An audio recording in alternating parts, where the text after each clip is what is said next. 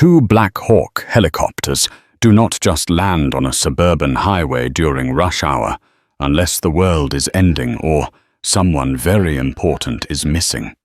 The wind from the rotors flattened the tall grass along Route 9, forcing cars to screech to a halt.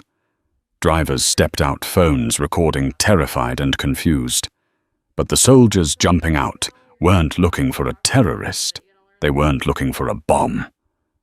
A captain with a scarred face sprinted toward a woman walking alone on the shoulder, clutching a cardboard box of personal belongings.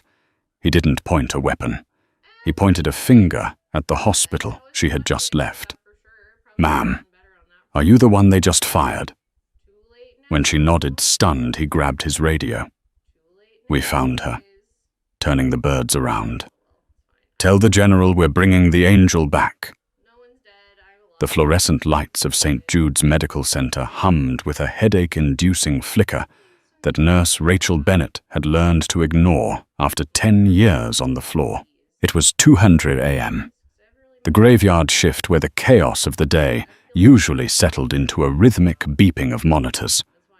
But tonight, the emergency room was vibrating with tension centered entirely around bed 4. Rachel adjusted the IV drip, her eyes scanning the vitals of the man lying unconscious in the sheets. He had come in as a John Doe, found slumped in an alleyway 3 blocks from the hospital. No wallet, no phone, just tactical boots worn down at the heels and a faded grey t-shirt that clung to a frame built of solid muscle. He was covered in sweat, his temperature spiking to 104 degrees, and he was murmuring things in his delirium that sounded like coordinates. "He's stabilizing, but barely," Rachel whispered to herself, checking the fresh bandage on his side. It looked like a surgical incision that had become aggressively infected. It wasn't a street fight wound. It was precise. "Nurse Bennett," the sharp nasal voice of Dr. Gregory Alcott cut through the air like a scalpel. Rachel stiffened. Dr. Alcott was the new chief of surgery, a man who cared more about billing codes and insurance pre-authorizations than patient outcomes. He walked into the trauma bay, wrinkling his nose at the muddy boots, sitting in the corner, the patient's only possession. "Yes, doctor." Rachel didn't look up, focusing on cleaning the wound. "Why is this vagrant occupying a trauma bed?" Alcott snapped, flipping through the chart on the tablet. "No insurance, no ID. We are not a homeless shelter, Bennett. We have paying patients in the waiting room. Transfer him to the county clinic." Rachel finally looked up. Her blue eyes were tired but fierce. "Dr. Alcott, he's septic. His heart rate is erratic. If we move him now, he goes into cardiac arrest. I've seen infections like this before. It looks like a battlefield staph infection.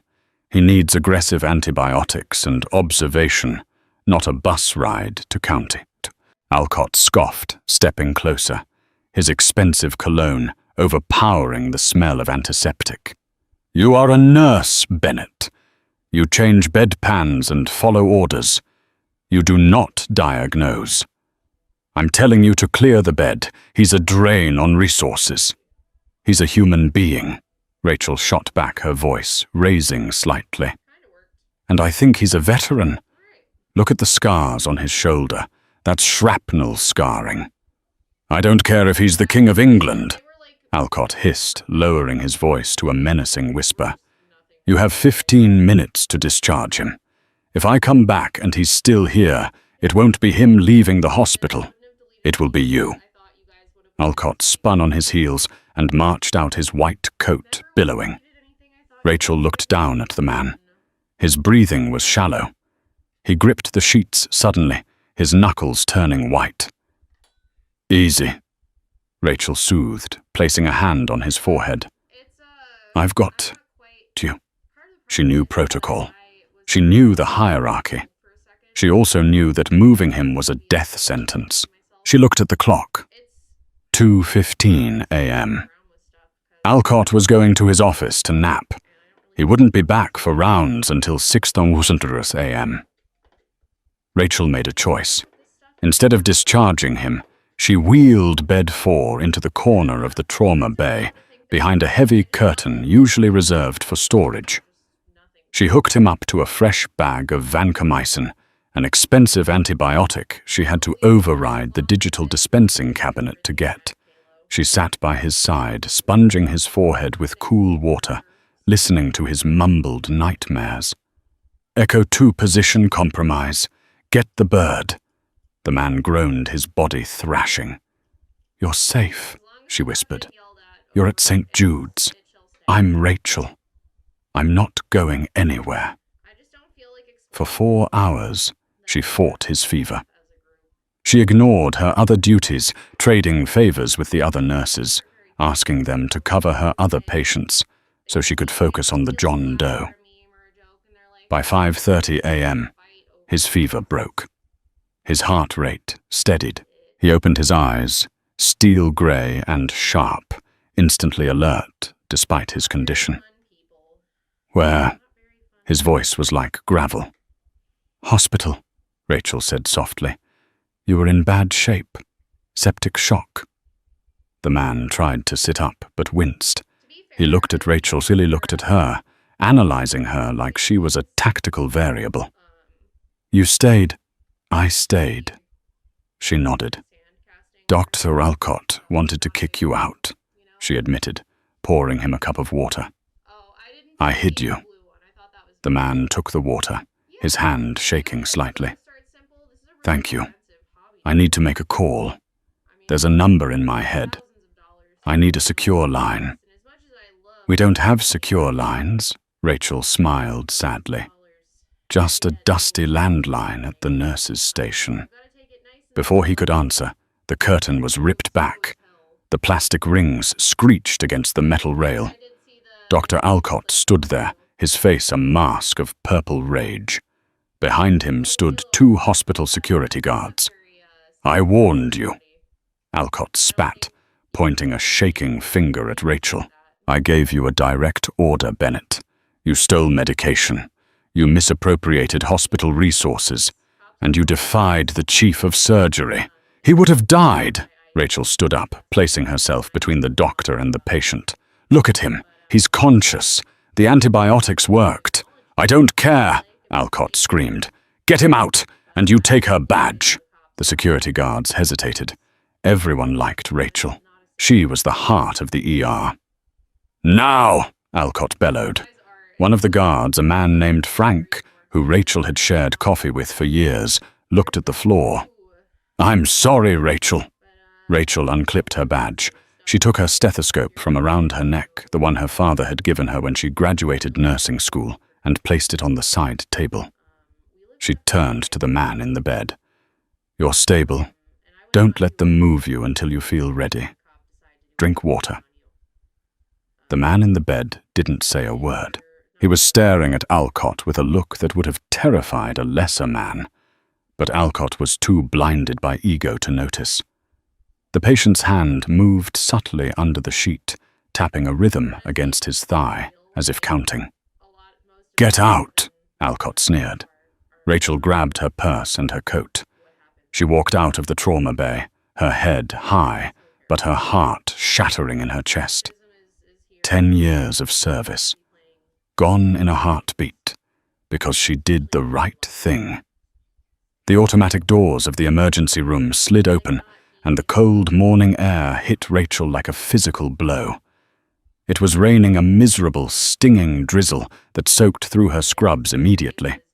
She realized with a sinking feeling that she had left her umbrella in her locker. She wasn't allowed to go back in to get it. She stood on the sidewalk for a moment, looking back at the building.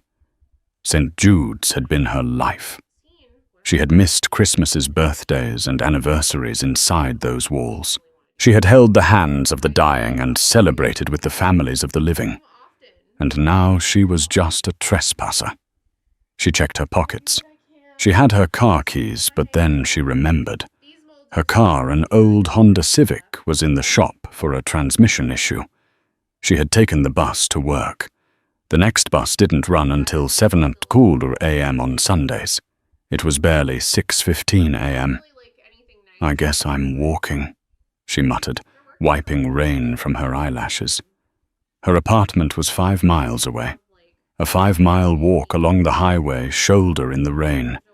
It felt like a fitting end to the worst night of her life. She started walking. The rubber of her nursing clogs squeaked against the wet pavement. Cars whizzed by, splashing dirty water onto her legs. She clutched a small cardboard box Alcott had graciously allowed her to pack a picture of her dog, a coffee mug, and a spare pair of socks. As she walked, the anger began to fade, replaced by a crushing sense of fear. How would she pay rent? Who would hire a nurse fired for insubordination and theft? Alcott would blacklist her. He was petty enough to ensure she never worked in the city again. She was 34 years old, single and unemployed. She was about 2 miles from the hospital, walking along a stretch of road that bordered a large open field used for local fairs in the summer. The rain was coming down harder now. She was shivering uncontrollably. "Just keep moving, Rachel," she told herself, 1 foot in front of the other. Then she heard it.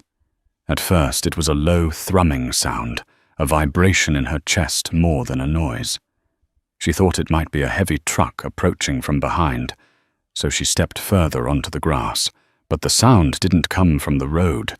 It came from the sky. The thrumming grew into a rhythmic whop, whop, whop that battered the air. It was loud, deafeningly loud. Rachel stopped and looked up. Through the grey mist and rain, 2 dark shapes materialized. They were massive. Black helicopters, low and aggressive, banking hard over the tree line. They weren't the red and white medical choppers she was used to seeing. These were military.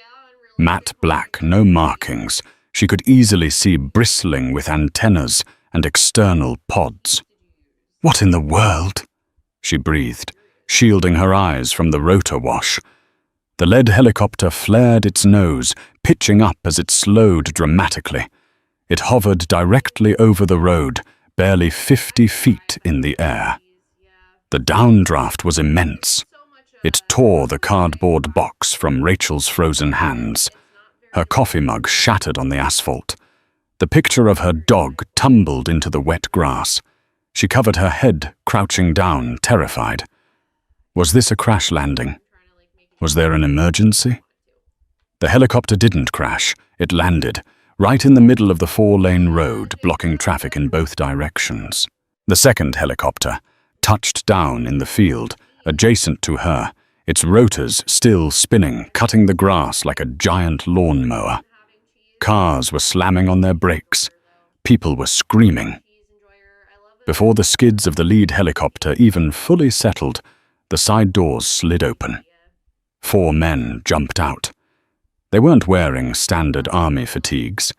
They were wearing high-end tactical gear, multicam trousers, combat shirts, heavy plate carriers, and helmets with night vision mounts.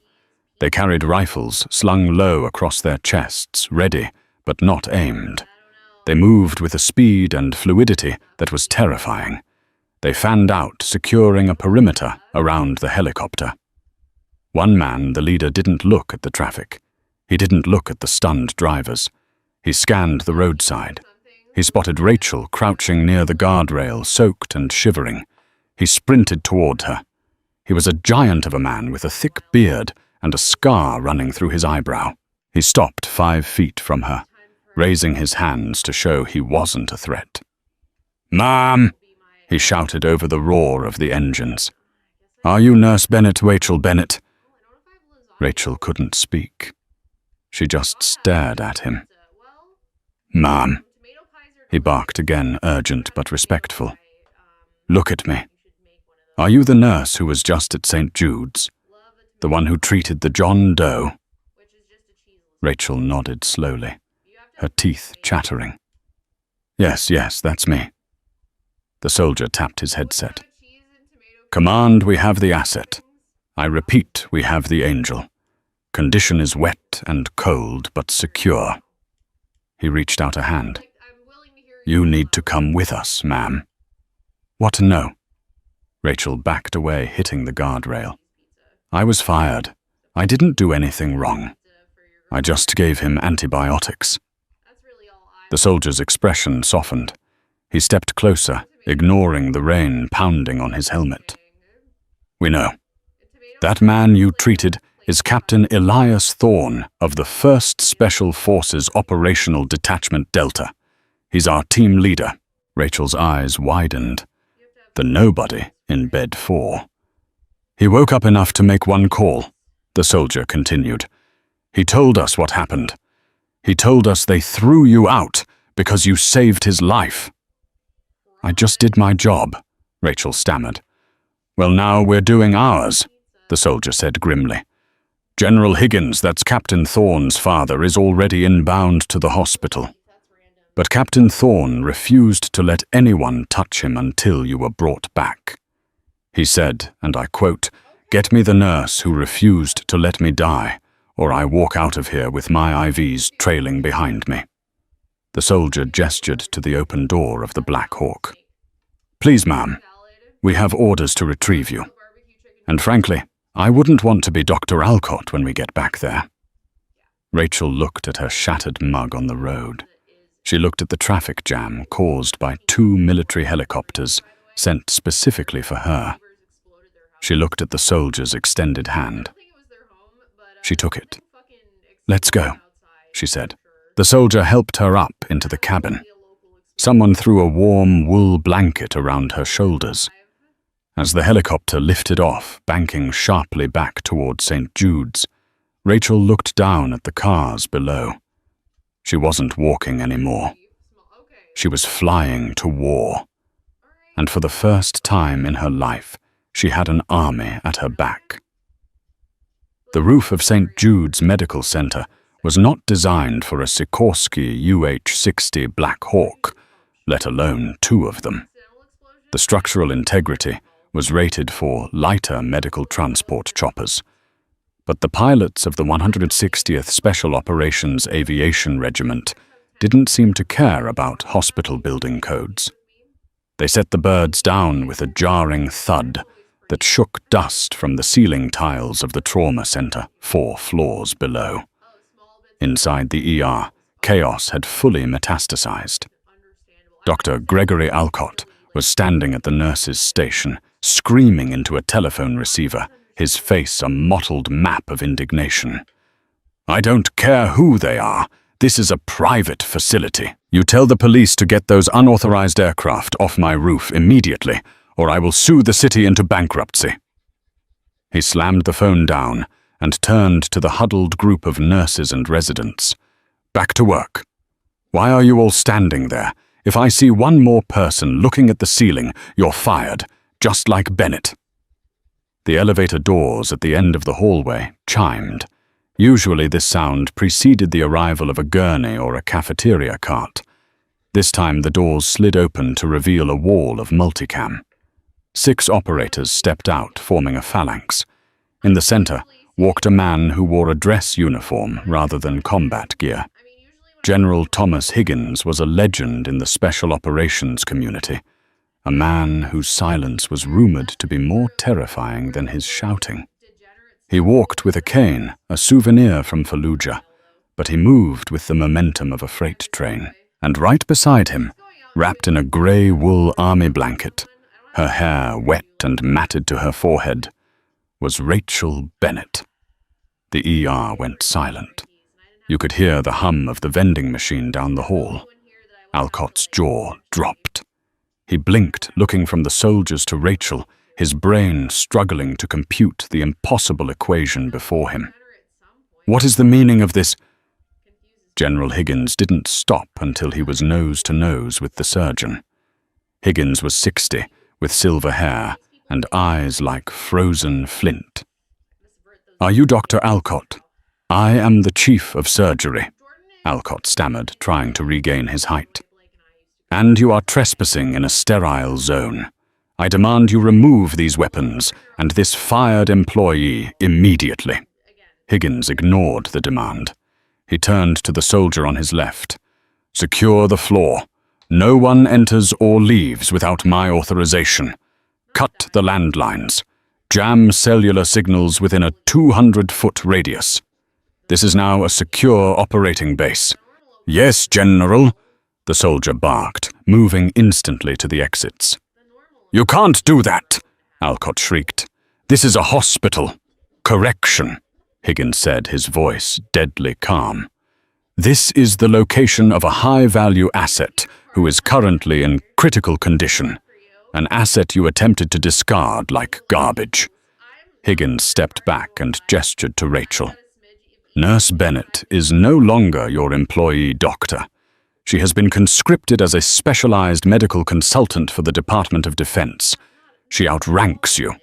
Effectively, immediately, she is the primary care provider for Captain Thorne. You will provide her with whatever she needs. If she asks for a scalpel, you hand it to her. If she asks for the moon, you start building a rocket." Alcott's face turned a shade of pale violet. He looked at Rachel with pure venom. She's a nurse. She barely passed her boards 10 years ago. I checked her file.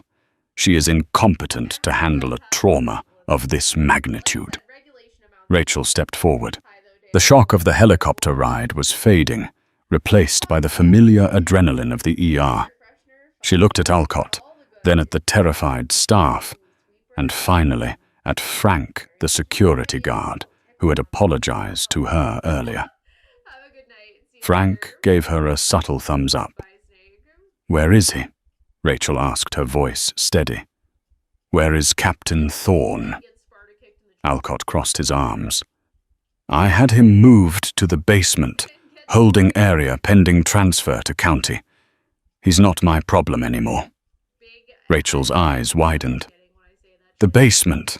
It's 50 degrees down there. He's fighting sepsis. The cold will send him into shock." She didn't wait for permission. She took off, running down the hall toward the service elevators, shedding the wool blanket as she went. General Higgins gestured to 2 of his men. "Go with her. If anyone gets in her way, move them." Alcott sputtered. "General, I will have your badge for this. I know senators." Higgins leaned in close, his voice dropping to a whisper that chilled the room. "Doctor, my son is lying in your basement. If he dies because you wanted to save on the heating bill, I won't need a badge, and you won't need a lawyer. Do you understand?" Alcott swallowed hard. For the first time, the arrogance cracked, revealing the coward underneath. The basement holding area was essentially a storage room for broken equipment and overflow files. It smelled of mildew and old dust. Rachel burst through the double doors, the 2 Delta operators flanking her. In the corner, on a stretcher with a broken wheel, lay Captain Elias Thorne. He was shivering violently, his teeth chattering so hard it sounded like bone grinding on bone. The IV bag Rachel had hung earlier was empty, the line backed up with blood. "Elias!" Rachel rushed to his side, her hands instantly checking his carotid pulse. It was thready and fast, too fast. Rachel," Elias stammered, his eyes unfocused. "Hostiles. South Ridge." "No hostiles," she said, stripping off her wet scrub top to reveal a thermal undershirt, which she immediately used to cover his chest. "Get me blankets," she yelled at the soldiers, "and get that gurney moving. We need to get him to the ICU now." The soldiers' men, trained to kill with their bare hands, looked momentarily lost before sprinting to find anything warm. They returned with drop cloths and a janitor's coat. It had to do. They rushed him back up to the ICU. The takeover of the hospital was complete.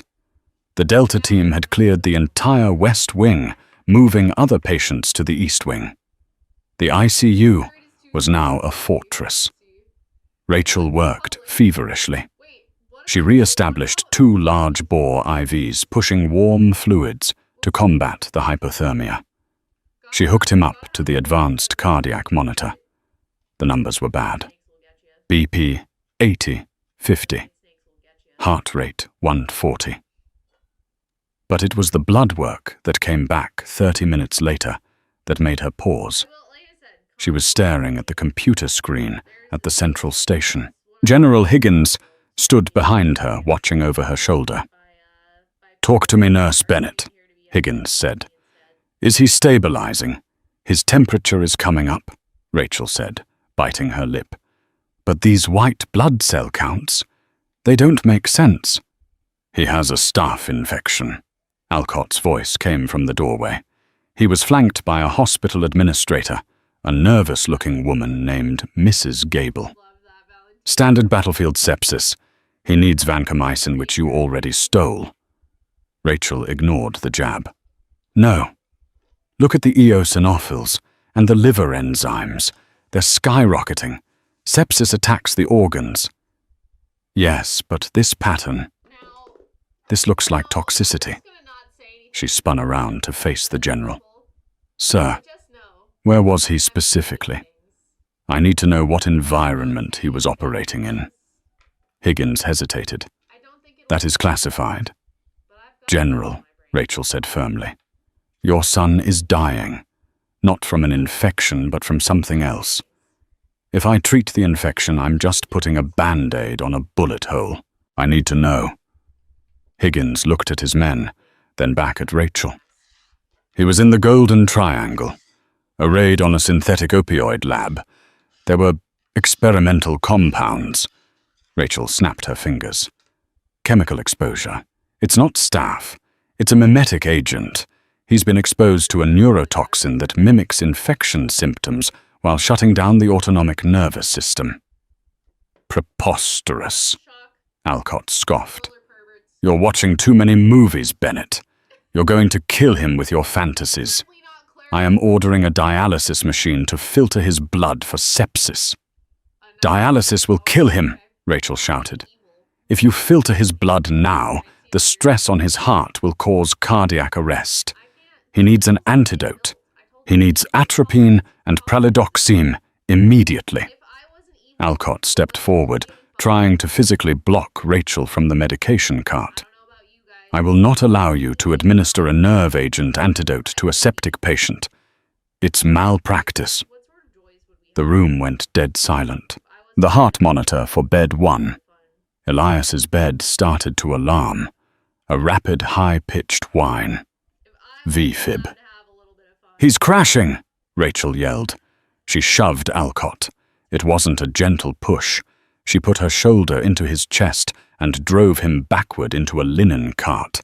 He tumbled down in a heap of sheets. "Code blue!" she screamed. "Charge the paddles 200 joules!" Rachel grabbed the crash cart. The soldiers stood frozen, unsure if they should shoot the doctor or help the nurse. "Clear!" Rachel yelled, pressing the paddles to Elias's chest. Thump! Her body jerked with the discharge. She looked at the monitor. Flatline. Again, 300 joules. Clear. Thump. Still flatline. "Come on, soldier," she whispered, tears stinging her eyes. "Don't you dare quit on me now. I walked big miles in the rain for you." She started chest compressions, hard, rhythmic, cracking ribs if necessary. "Push 1 milliliter epicafu," she commanded one of the other nurses who had snuck back onto the floor, a young girl named Sarah, who looked terrified but grabbed the syringe. 2 minutes of CPR. Rachel counted sweat dripping from her forehead. "Let him go." Alcott sneered from the floor, adjusting his glasses. "He's gone. You killed him." "Shut up!" General Higgins roared, drawing his sidearm and pointing it directly at Alcott's head. "One more word, Doctor, and you join him." "Stop compressions," Rachel said breathlessly. She looked at the monitor. Nothing. Then a blip, then another. A chaotic but sustainable rhythm returned. Sinus tachycardia, Rachel breathed. He's back. She didn't hesitate. She grabbed the atropine syringe from the crash cart. She slammed it into the IV port. Pushing atropine. If I'm wrong, this stops his heart again. If I'm right, his vitals stabilize in 30 seconds. She pushed the plunger. Everyone watched the monitor. 10 seconds. 20 seconds. The heart rate began to drop. 140. 130. 110. 90. The blood pressure rose. 90, 60. 110, 70. Rachel slumped against the bed rail, exhaling a breath she felt like she'd been holding for an hour. He's stabilizing, she whispered. It was the toxin. General Higgins holstered his weapon. He looked at Rachel with a reverence usually reserved for religious figures. Then he looked at Alcott. "Get him out of here," Higgins ordered his men. "Lock him in his office. If he touches a phone, break his fingers." 3 days passed. The ICU at St. Jude's had become a bizarre mix of sterile medicine and forward operating base. Soldiers slept in the waiting room chairs. Pizza boxes were stacked next to ammunition crates. Rachel hadn't gone home. She slept on a cot in Elias's room, waking up every hour to check his vitals. Elias was awake. He was weak, but the grey steel was back in his eyes. "You have a heavy hand with those needles, Bennett," Elias rasped, trying to shift in the bed. Rachel smiled, adjusting his pillows. She was exhausted, wearing fresh scrubs the military had sourced for her. "You have thick skin, Captain. Makes it hard to find a vein." "Call me Elias," he said softly. "I think you've earned the right." He looked at her. Really looked at her. "My father told me what you did. The walk, the confrontation with Alcott, the diagnosis. I just did my job," Rachel said, looking down at her hands. "Alcott, he's trying to get my license revoked. Even with your father here, the hospital board is furious. They're saying I assaulted a senior physician and administered unauthorized drugs." "Let them try," Elias said, his voice hardening.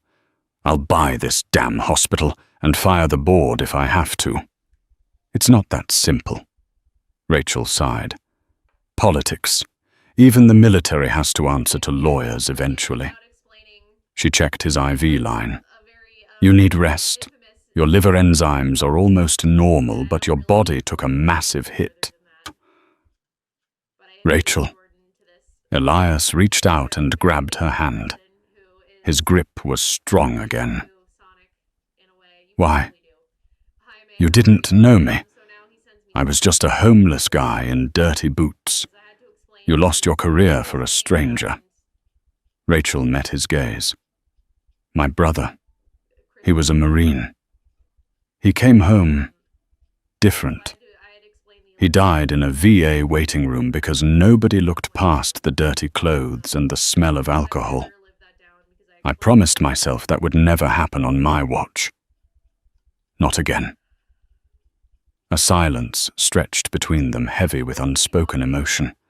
Elias squeezed her hand. "You're a good woman, Rachel Bennett." Suddenly the door to the room opened. It wasn't the general. It wasn't a soldier. It was a nurse Rachel didn't recognize. A tall man with a buzz cut, wearing surgical scrubs and a mask. He was pushing a medication cart. "Scheduled rounds," the man mumbled, keeping his head down. "Dr. Alcott ordered a sedative to help him sleep." Rachel frowned. "Dr. Alcott is under house arrest in his office, and I handle all meds for this patient." The man froze. Rachel's instincts, honed by years of dealing with drug seekers and violent patients in the ER, flared up. She looked at the man's shoes. They weren't nursing clogs or sneakers. They were heavy black leather boots, expensive ones. And on his wrist, just visible under the cuff of his scrub top, was a tattoo. A black scorpion. Rachel's blood ran cold. She remembered Elias's delirious murmuring from the first night. Scorpion. They knew we were coming. Hey, Rachel said sharp and loud. Step away from the cart. The man looked up. His eyes were cold and dead. He reached into the pocket of his scrubs. He wasn't reaching for a stethoscope. Gun! Elias shouted, trying to throw himself out of bed, despite his weakness. The assassin pulled a suppressed pistol. Rachel didn't think. She didn't have a weapon. She had a tray of metal surgical instruments on the bedside table. She grabbed a heavy kidney dish and hurled it with all her might. It struck the assassin in the face just as he fired. Pfft! The bullet went wide, shattering the glass of the window behind Elias. The assassin staggered back, blood streaming from his nose. He raised the gun again, aiming directly at Rachel. No! Elias roared, ripping the IVs out of his arm and launching himself off the bed. He tackled the man, his weakened body fueled by pure rage. They crashed into the medication cart, sending vials and syringes flying across the room. The assassin was stronger. He backhanded Elias, sending him crashing into the wall. He turned the gun toward the captain, who was gasping for air on the floor. But before he could pull the trigger, a force slammed into his back. Rachel had grabbed the oxygen tank from the corner of the room, a solid steel cylinder. She swung it like a baseball bat. It connected with the back of the assassin's head with a sickening crunch. The man crumpled to the floor and didn't move. The door burst open. General Higgins and 3 Delta operators flooded the room, weapons raised. They saw the unconscious assassin on the floor. They saw Elias leaning against the wall, bleeding from his IV sites, and they saw Rachel Bennett standing over the hitman, clutching an oxygen tank, her chest heaving, looking like a warrior goddess. General Higgins looked at the tattoo on the assassin's wrist. He turned pale. "We have a breach," Higgins whispered. "This wasn't a random hit. They found us." Rachel dropped the tank. Her hands started to shake. "He said he was a nurse." Elias pulled himself up, using the bed for support. He looked at Rachel with an intensity that burned. "You saved me," he said, breathless. "Again." "We're not safe here," Rachel said, her voice trembling but resolute. "If they can get a fake nurse into the ICU, they can get a bomb in here." Higgins nodded grimly. "She's right. We need to move. Now." "Where?" Elias asked. Rachel looked at the general. "My family has a cabin, up north, off the grid. No cell service, no internet. If you want him to live, we have to disappear." Higgins looked at the civilian nurse who had just taken down an armed assassin. He realized he wasn't looking at a civilian anymore. "Lead the way, Nurse Bennett," the general said. The convoy of black SUVs tore down the interstate, a blur of tinted glass and government plates. Inside the lead vehicle, Rachel gripped the steering wheel of her late father's old Ford truck, which General Higgins had insisted take the middle position in the formation for camouflage. Elias sat in the passenger seat, a rifle resting across his knees. His face pale, but his eyes scanning the tree line. "You're bleeding through the bandage," Rachel said, her eyes flicking to his arm for a second before returning to the wet asphalt. "I'll live," Elias grunted. "How far to the cabin?" 20 miles, she replied. "It's up on Blackwood Ridge. It's an old logging road. Your SUVs might struggle in the mud." "My SUVs have survived the mountains of Afghanistan." Higgins's voice crackled over the radio. "Lead on, Bennett." The cabin was a relic of a different time, a sturdy structure of rough-hewn pine perched on a cliff overlooking a dense valley of spruce and fir. There was no electricity, only a generator in the shed. No cell service. Just the wind howling through the valley. They arrived just as the sun began to dip below the horizon, painting the sky in bruises of purple and red. The Delta team moved with practiced efficiency. 2 men took up sniper positions on the roof. 2 more mined the perimeter of the driveway with claymores. Rachel helped Elias inside. The air in the cabin was stale and cold. She knelt by the fireplace, arranging kindling with shaking hands. "Hey," Elias said, kneeling beside her. He placed a hand on her shoulder. "Stop." Rachel froze. She looked at him, and the tears she had been holding back since the hospital finally spilled over. "They tried to kill you right in front of me. That man, he had dead eyes, Elias. He didn't care." "I know," Elias said softly. "But he failed, because of you." He took the match from her hand and lit the fire. As the flames caught, casting dancing shadows on the walls, the cabin warmed. Rachel set up a makeshift clinic on the kitchen table, cleaning Elias's wounds and checking his vitals. "You're strong," Elias murmured as she wrapped fresh gauze around his arm. "Stronger than half the men I served with." "I'm not a soldier," Rachel shook her head. "I'm just stubborn. That's all a soldier is." Elias smiled, stubborn enough to refuse to die. The night settled in. The general sat by the window watching the darkness with thermal binoculars. The team rotated watches. Rachel and Elias sat on the rug by the fire, sharing a can of peaches from the pantry. For a moment, the war felt far away. They talked about her dog, about his childhood in Texas, about the quiet life they both secretly craved. But the peace was a lie. At 0300 hours, the radio on the general's vest hissed. "Contact. Sector North. Movement in the trees. Multiple heat signatures." Higgins stood up instantly. "How many?" 20, maybe 30. "They're fanning out. They're not using flashlights. These are pros." Elias grabbed his rifle, wincing as his muscles protested. "They found us fast. Too fast." Rachel's mind raced. "How we ditched the phones. We checked the vehicles for trackers." Elias looked at the medical bag Rachel had brought from the hospital, the one she had packed in a hurry from the supply closet before fleeing. He kicked it over.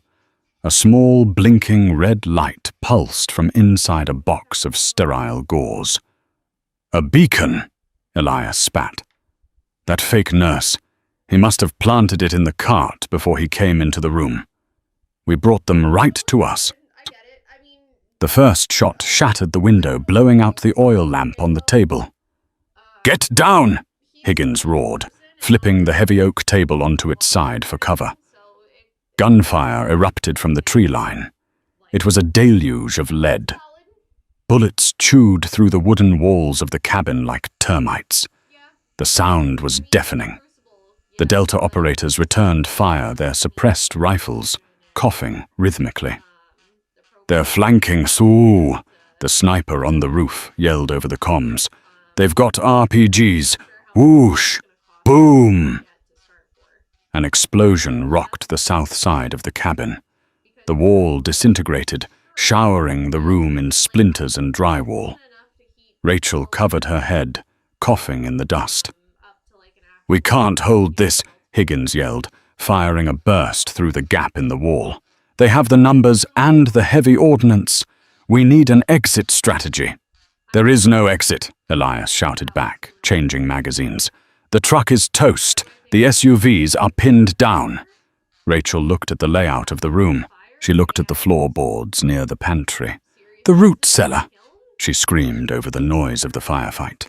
Higgins looked at her. "What? My grandfather used it during Prohibition to hide moonshine." Rachel crawled toward the pantry.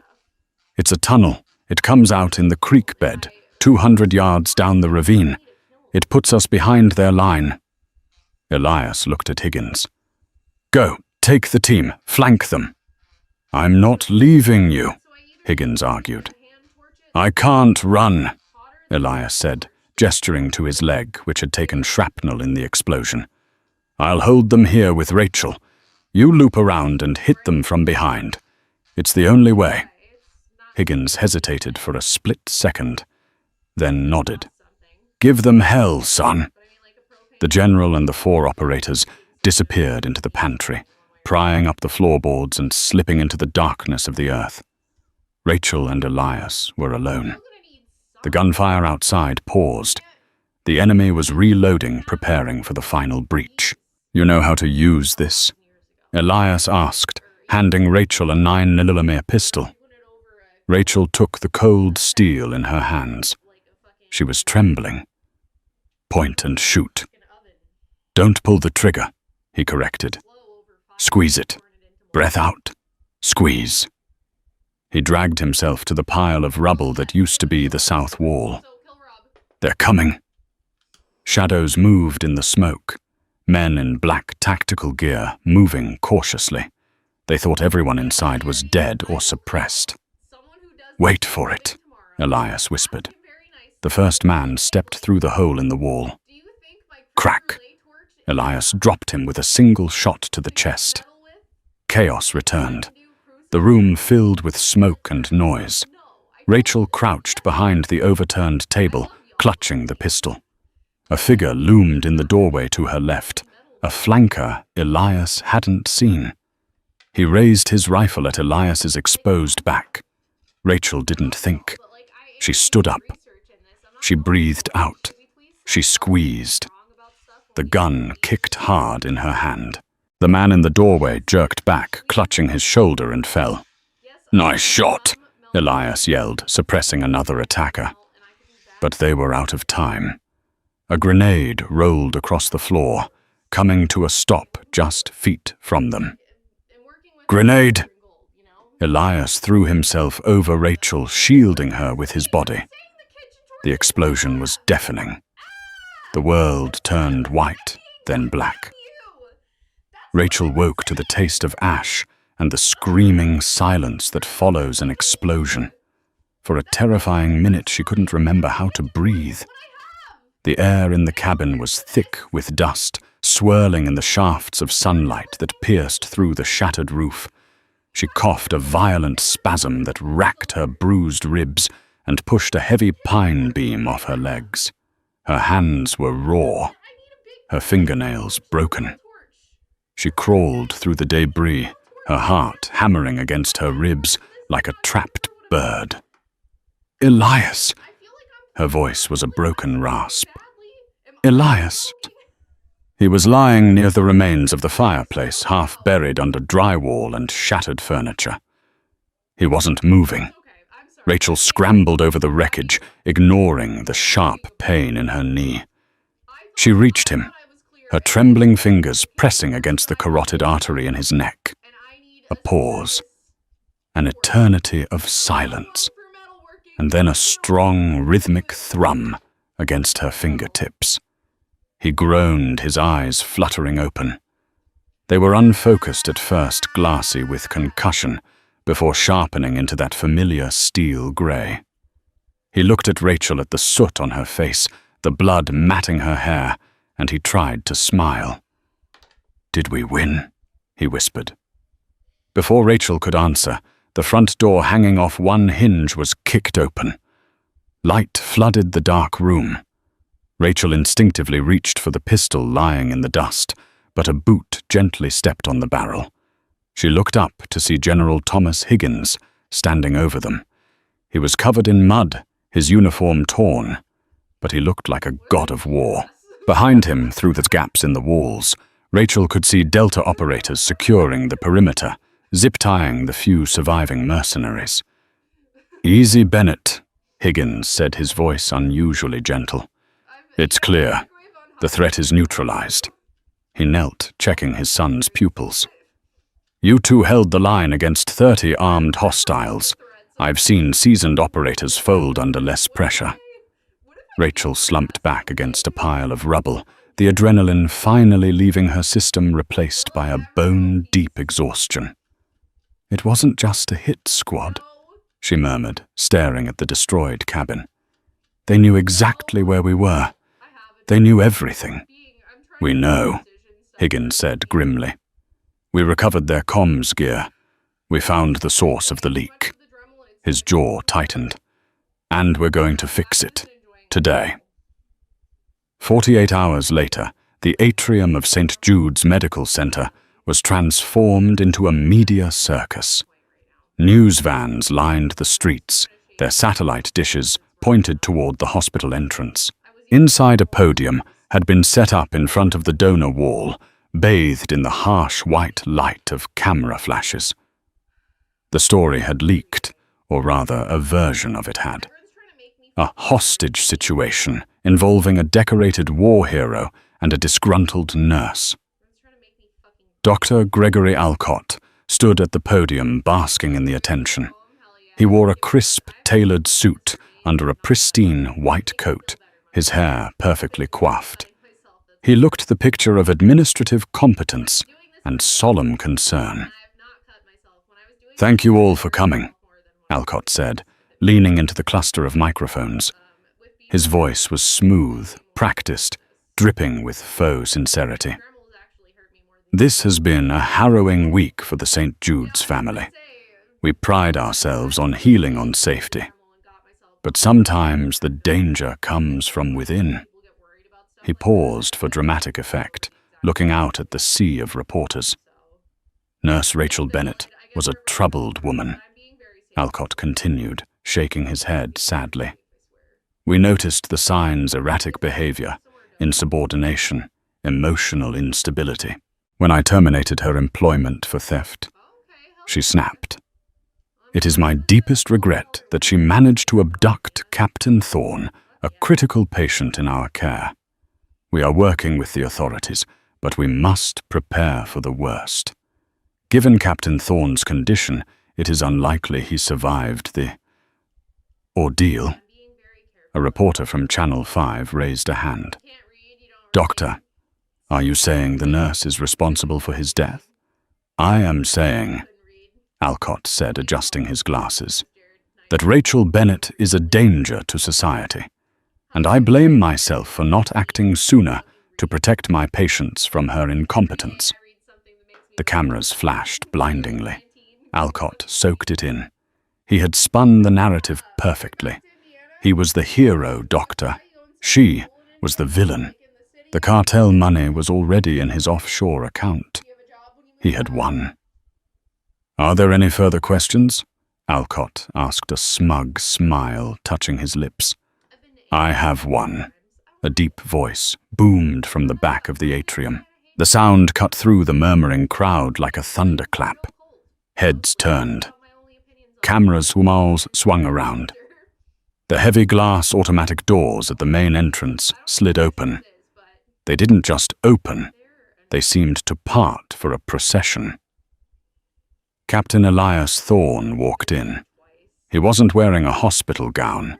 He wasn't on a gurney. He was wearing his full-dress blue uniform, the fabric straining across his broad shoulders. A purple heart and a silver star gleamed on his chest. He walked with a cane favoring his left leg, and his right arm was in a black sling, but his posture was upright, radiating an intensity that silenced the room. The crowd gasped. To his right walked General Higgins, flanked by 2 military police officers, and to his left walked Rachel Bennett. She wasn't in handcuffs. She wasn't wearing scrubs. She wore a simple blazer and dark jeans, her hair pulled back. She had a healing cut on her forehead, and bruises on her cheek, badges of honor she made no attempt to hide. She didn't look down. She stared straight at the podium. Alcott's face went the color of old milk. He gripped the edges of the podium so hard the wood creaked. "Security!" he shrieked, his voice cracking. "Security, arrest that woman. She's a fugitive." 2 hospital security guards stepped forward hesitantly. "Stand down!" General Higgins roared. The command echoed off the marble walls, freezing the guards in their tracks. "Anyone who touches a member of my team answers to the United States Army." Elias continued his slow, painful march towards the stage. The reporters parted like the Red Sea, sensing a story far bigger than the one they had been fed. Elias climbed the 3 steps to the stage. He stood next to Alcott, towering over the surgeon. "Dr. Alcott claims I was kidnapped," Elias said, leaning into the microphone. His voice was calm, but it carried a lethal weight. "He claims Nurse Bennett is incompetent. He claims she is a danger." Elias looked at Rachel, who had taken her place at the foot of the stage. "The truth is," Elias said, turning his gaze back to the terrified surgeon, "Rachel Bennett is the only reason I am breathing. And Dr. Alcott, he didn't just fire her, he tried to sell me." A ripple of shock went through the room. "That's a lie," Alcott screamed, sweat beading on his forehead. "He's delirious. The sepsis has rotted his brain. Don't listen to him." Elias reached into his uniform pocket with his good hand. He pulled out a small black digital recorder, the device recovered from the assassin in the cabin. "We found this on the man you sent to kill us," Elias said. He pressed a button and held the device up to the microphone. Static hissed through the speakers, followed by a voice. It was tinny, but unmistakably Alcott's nasal, arrogant tone. "The nurse is a problem. She knows about the neurotoxin. If Thorne survives, the cartel loses the formula, and I lose my payout. Kill him. Kill the nurse. Make it look like a botched robbery in the woods. I want the remaining 2 million wired to the Cayman account by morning." Silence. Absolute horrified silence hung over the atrium. Alcott staggered back, knocking over a pitcher of water. "That's AI. That's a deep fake. I never said that." Rachel stepped onto the stage. She walked up to Alcott, invading his personal space. She looked him in the eye, and for the first time the arrogant doctor looked small. "You violated the oath, Gregory," she said, her voice steady and clear enough for the front row to hear. "First, do no harm. You sold a soldier's life for a paycheck. You tried to destroy my life because I did my job." General Higgins nodded to the back of the room. "Federal agents, take him." 6 FBI agents in windbreakers swarmed the stage. They didn't be gentle. They spun Alcott around, slamming him against the podium he had just been preaching from. As the handcuffs clicked around his wrists, Alcott began to weep, shouting about his lawyers, about his tenure, about how this was all a mistake. Rachel watched him being dragged away, his heels skidding on the polished floor. She saw Frank, the security guard, standing by the door, a wide grin on his face.